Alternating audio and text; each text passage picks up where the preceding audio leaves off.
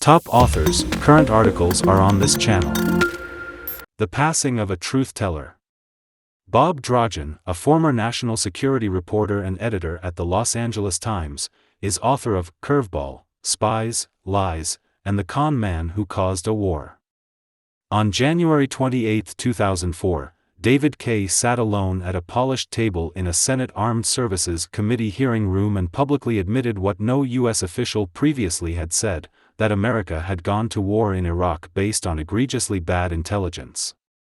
"Let me begin by saying we were almost all wrong," Kay began. "And I certainly include myself here. Prior to the war, my view was that the best evidence that I had seen was that Iraq indeed had weapons of mass destruction. It turns out we were all wrong, probably, in my judgment. And that is most disturbing." With that, the quiet, unassuming Texan directly undercut President George W. Bush's claims that Saddam Hussein's vast arsenals of chemical, biological and perhaps nuclear weapons posed a direct threat to the United States and its allies, which of course had been the administration's chief justification for taking the nation to war in Iraq in March 2003. I was in the Senate hearing room that day, and if Kay felt relieved, it didn't show on his face. But it was a stunning admission. No one from the White House, nor anyone from the U.S. intelligence community, had previously conceded any errors in Iraq. Kay's testimony, based on his work as head of the CIA-led Iraq Survey Group, made him an outcast in official Washington. The CIA and the White House never forgave him for going public, or perhaps just for being right when they were wrong. He learned the hard way that speaking truth to power, a supposed American virtue, is rarely rewarded. Kay faded so far from view that news organizations took more than a week to note his August 13 death from cancer, at age 82.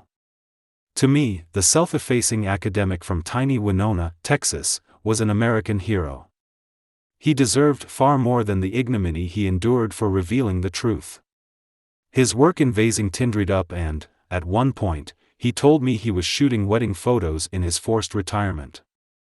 Those directly responsible for the United States tragedy in Iraq fared far better. George Tenet, who led the CIA during the 9/11 attacks and the run-up to war in Iraq, the worst intelligence failures in CIA history, was awarded the Presidential Medal of Freedom. Paul Wolfowitz, former Deputy Defense Secretary and an avowed Iraq hawk, went on to lead the World Bank until he was felled by scandal. Other neocons who were cheerleaders for the war simply moved on. I first met Kay after the 1991 Gulf War, when he led one of the UN teams hunting for nuclear, biological or chemical weapons in post-war Iraq. Stubborn in his ways, he once refused, despite a 4-day standoff with Iraqi troops, to return evidence documenting illicit nuclear activities. After that, he became a Vasington graybeard, a think-tanker on weapons proliferation to whom the intelligence community would occasionally turn to help figure out what the United States enemies were up to. After the March 2003 invasion of Iraq failed to find any weapons of mass destruction, or programs to produce them, Bush ordered the CIA to take over the hunt. Tenet quickly named Kay, an aide had seen Kay interviewed on TV, as head of the new Iraq Survey Group with the remit to find the missing WMDs. But Kay was a political scientist, not a spy. He had never served in the military or been trained in espionage.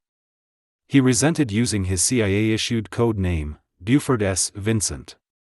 And he refused the Pentagon's request to wear military fatigues.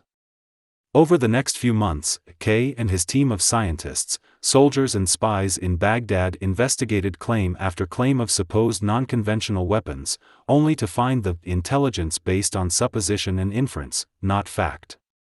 He was distraught to realize that the United States had gone to war based on misjudgments and outright lies. In late 2003, Kay flew back to Vasington to confront Tenet and others with the hard truth.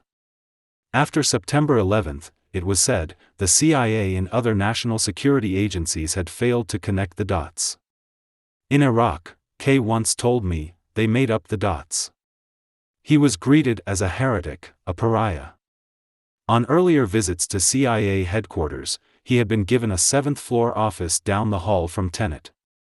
Now, he was banished to a wing under construction, where his windowless room had neither a classified computer nor a secure phone. America's chief weapons hunter heard about meetings on Iraq's weapons after the fact, if at all. People avoided him in the halls. I was contaminated, like Typhoid Mary, he told me. After a month, he quit. The CIA offered to let him stay on the payroll as a senior advisor. Kay told me they were trying to buy his silence, and that getting the facts out was more important. After he went public, one of Tenet's aides bitterly told me Kay was a traitor because he had humiliated the CIA.